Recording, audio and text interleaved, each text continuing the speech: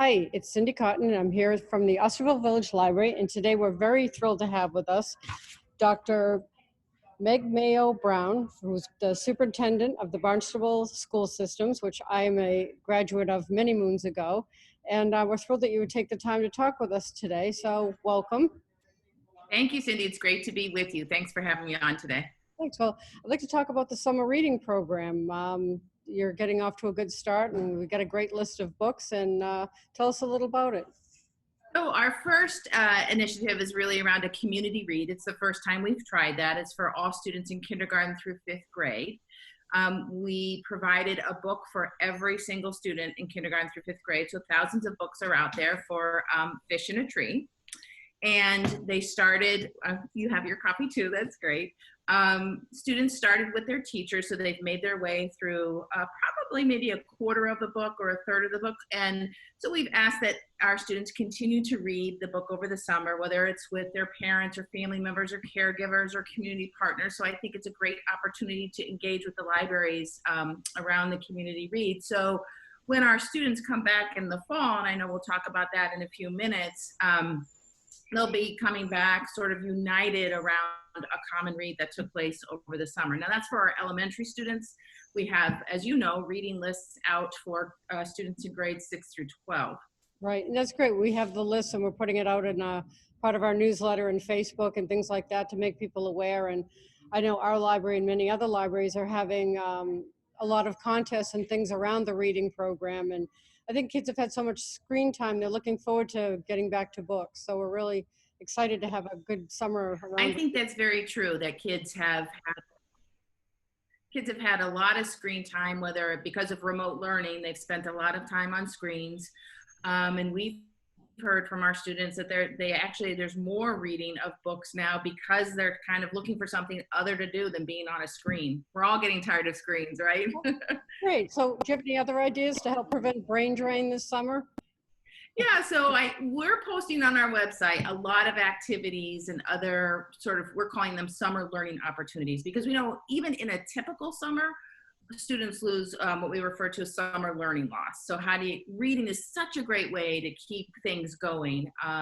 And so this summer in particular, because we know students didn't learn probably as much as they needed to from March 13th to June 18th, that the way that our families and caregivers can keep that learning going is through books, but through other opportunities and activities that are on our website, whether it's virtual field trips and talking about those, or there's just a wide variety on our website. I'd encourage families to visit our website. And that's great too. And I'd encourage them to visit their library, because I know we have lots of learning kits and virtual reality experiences and 3D printers and things, and all different types of kits that'll help keep kids engaged during the summer and learn something new.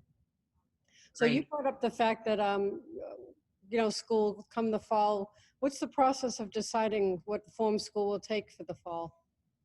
So we're expecting that the governor will announce on June 25th reopening plans for schools. That's a tentative date. There's been a lot of work with the Department of Education and the Commissioner of Education in terms of what does school reopening look like. We sent out a survey to our families that's been open since June 18th, and we're going to close it on June 23rd to just get a sense from families. What would you be looking for in the fall? We know we need to follow the best medical and scientific advice. We know we need to follow whatever expectations come out of the governor's office. So, but that for sure, but what would families also be very interested in? And 60% of our families that responded to the survey said, I want my child back with safety and health measures in place, right?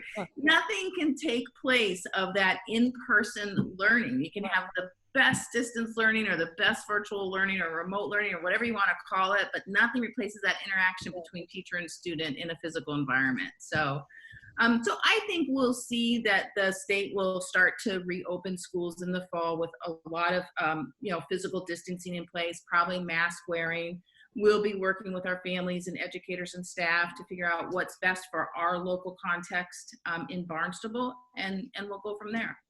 Yeah, well, that sounds good. I know a lot of people are probably excited to have their kids go back to school. It was quite a process for parents to learn along with the kids, the whole online learning formats that are out there, and there's so many, but I know everybody did the best that they possibly could doing it.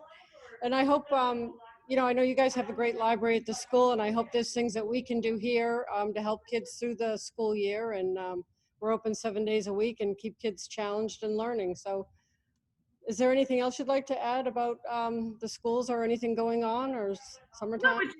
we rely on community partnerships Right. with our libraries and others. And so thank you for the work that you do in helping to promote reading and learning with our students. I know that our parents and caregivers have really become teachers since March 13th. And as they looked for resources out in the community, libraries served and can continue to serve as a very, very critical resource while we're in this time and all times. So thank you for your work. Well, thanks. And I really appreciate you taking the time and updating on all this. And I know you probably have a full plate this summer. So maybe we'll touch base again in the fall and see how it's all going and what we can do to help. Sounds wonderful. All right. Thank you so much. Thank you, Cindy.